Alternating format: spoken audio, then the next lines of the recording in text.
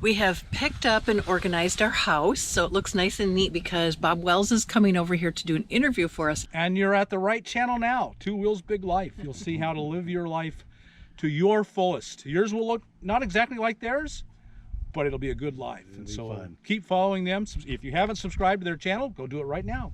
Bob Wells is ordering you to go subscribe to their channel. Actually came out very well. It did. That was amazing. The bike just died in the middle, just died. Yeah, I know. We started, It just I died. put my flashers on, we started pulling over. Yeah. Yeah. Things were going to go. Hi, little ducks. You're gonna have to go forward. I know. Yes, I'm ready. Be careful. Yeah. Yeah, see? Yuma, United States Army Yuma Proving Ground. Oh. Yeah, they shoot things. They shoot things. Wow. What? It's like facing downward. Yeah, it spun. It spun downward. I thought I could tighten it, and I think I loosened it. Oh, no. It was... Got the right one this time? Yeah. Yes. Well, the bike just died in the middle, just died. Yeah, I know. We started, It just I died. put my flashers on, we started pulling over. Yeah. Yeah. Things were going to go, already going from good to bad real quickly. Yes. But now we're going back down the road because why? Because I bumped the off switch on my handlebar. Oh my gosh.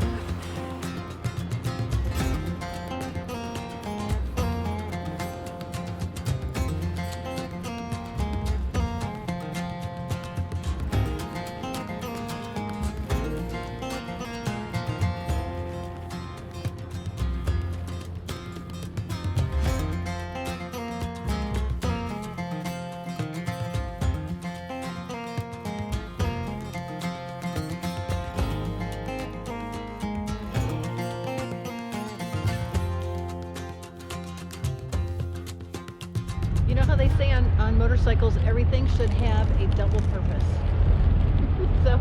so our camper's got a double purpose. It's also our picnic table when we're out camping. We stopped in Quartzsite at a Subway, and now we're going to chow down before we head on out to Parker.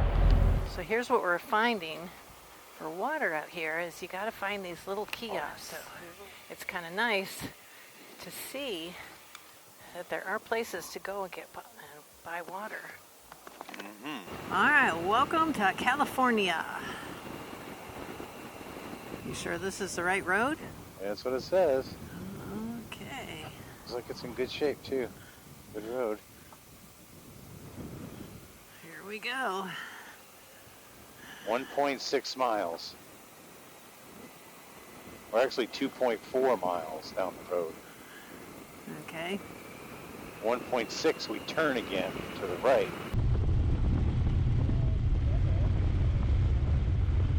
Richard and I were just chuckling about this road.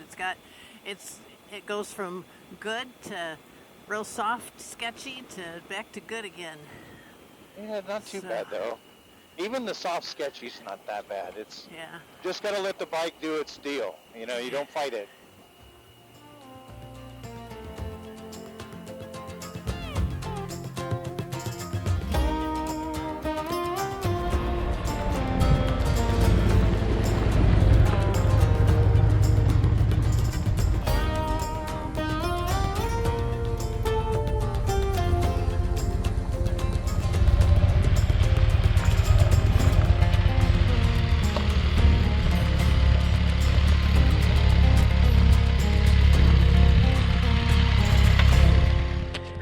Richard says if we're going to go here, we need to clear the rocks. I know, the rocks that are sticking up out of the ground. The ones that are sticking up out of the real high. It just sounded funny, like, oh my gosh, this is all rock. It's edit day, so doesn't Richard look comfy? I think he's a lot happier than when he was in the tent in his little bitty chair. This is a little easier. Foot peg, or my highway peg, almost came off. So I'm gonna go around and just tighten up things, make sure things are tight, check the oil real quick before we go out on a ride. And I want to move my highway pegs in a little bit. They kind of got pushed out over time.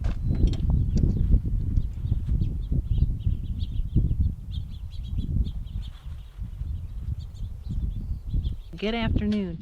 Today is lasagna day in the cast iron skillet. Never done it. Not guaranteeing how it's going to turn out, other than I'm sure it's going to taste yummy. It just might not look very attractive, but we'll see. So wish me luck. All right, so this is how I'm going to attempt to make it. I know, just ignore the beautiful green spinach. Anyway, we have these ready oven lasagna. Have some hamburger. I'm gonna spice up some tomato sauce. I might use 1 can, might use 2, who knows. Shred some mozzarella cheese. Oh, I have ricotta cheese I need to get out. Some Italian seasoning, and yes, I am throwing spinach in there. Why? You know, gotta have some green stuff every day.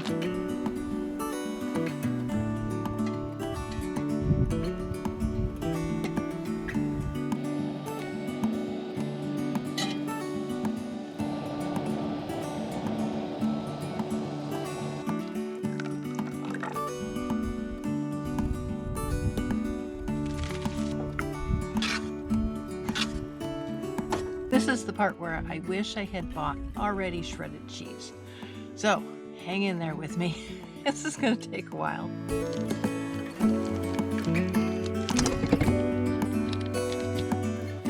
All right, here's the plan. We're going to put a couple of these in the bottom of the cast iron skillet.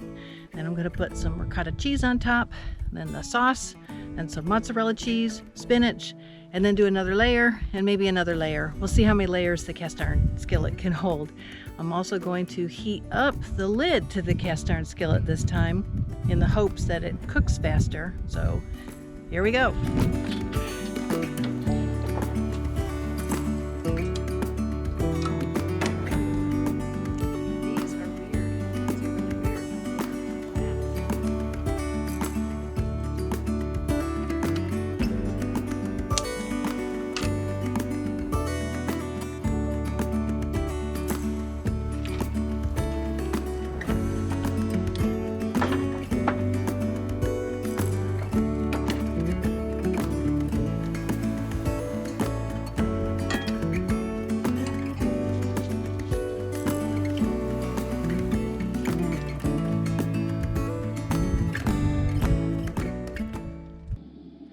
There's always a learning curve in this stuff. I guess I should make it like ahead of time and then make 2 batches, but I'm not going to do that. So here's what I learned. The lasagna noodles that I bought actually calls for, because they're so thin, they called for doing it in 5 layers. I was only able to get 2. The reason I was only able to get 2 is I put in too much spinach. Now I know when you cook spinach, it goes down to absolutely nothing. However, uncooked spinach is rather poofy. So all I could fit were 2 layers of the lasagna noodles. So I'm not quite for sure how this is going to work out, but I do think it's going to taste good. It's probably not going to look all that good. All right, so I'm heating the cast iron lid. I've got this on, and we'll cook it slow and see what it does. All right, 20 minutes later, let's see.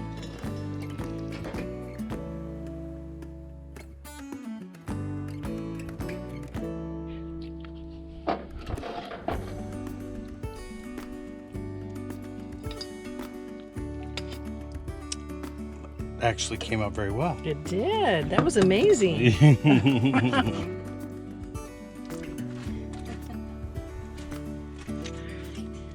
Bon appetit. See.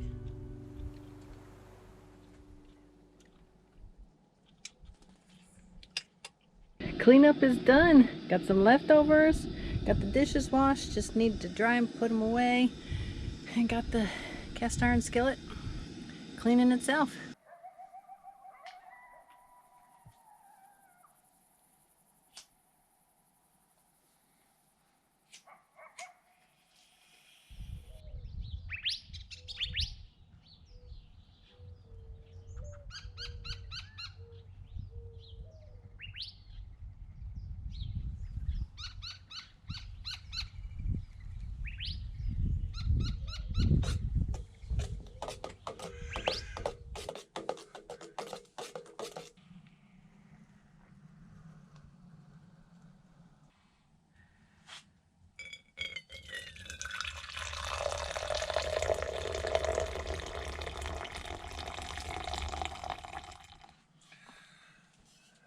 Thank you, my love, for making coffee in bed for me.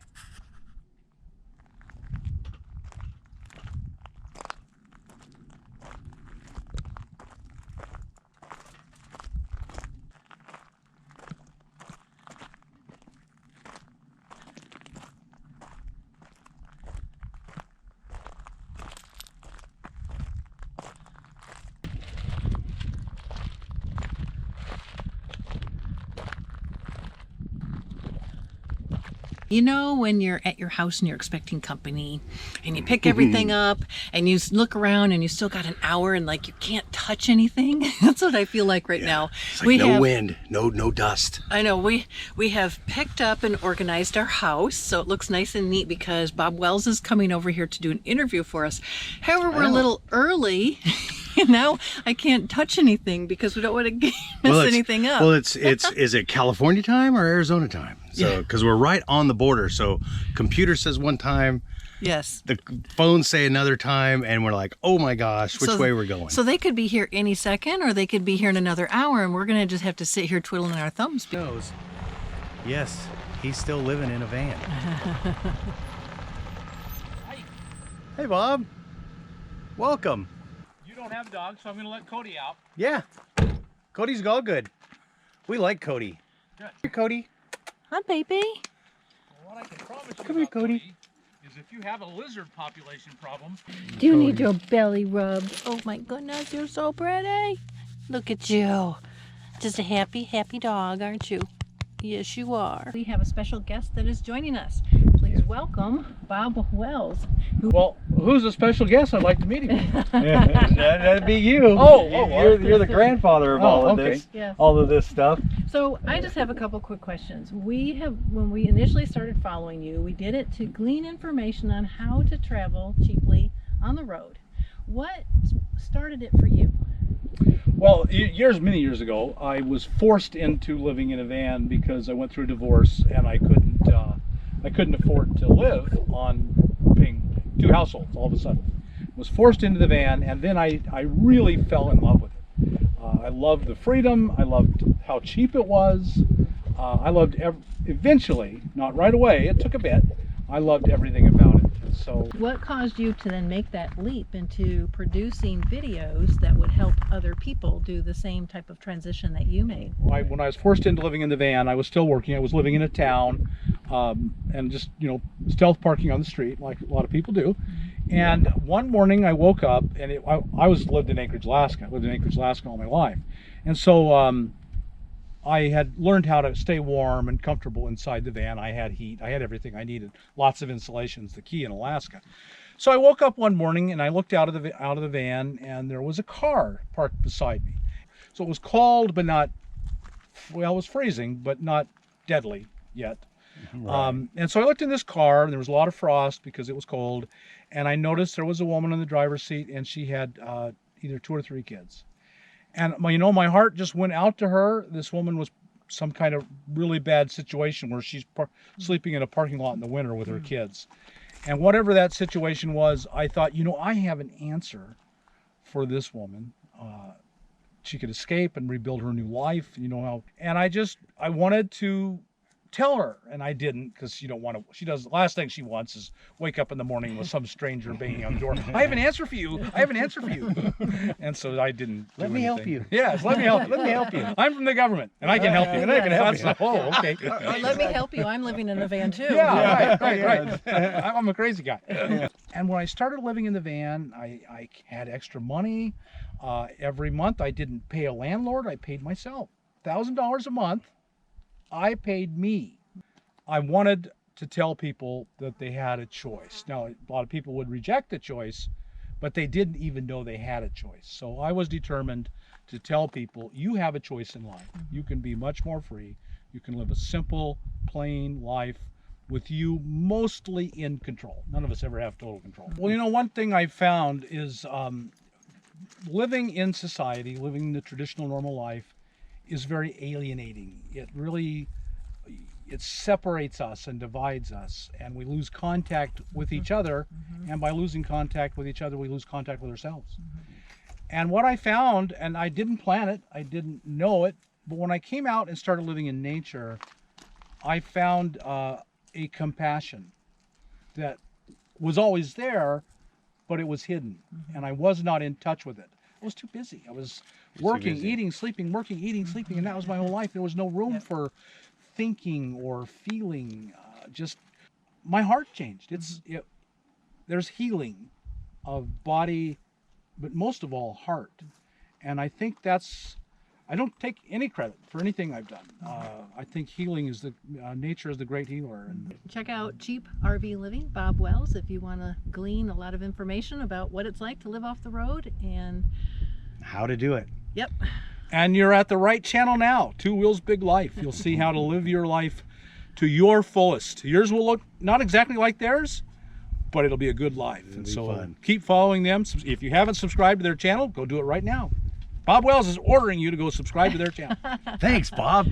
Awesome. Appreciate it. Tell your friends. Tell 10,000 of your friends. Yeah. And then some. Awesome. Thanks again. My pleasure. Thank you. Thank you.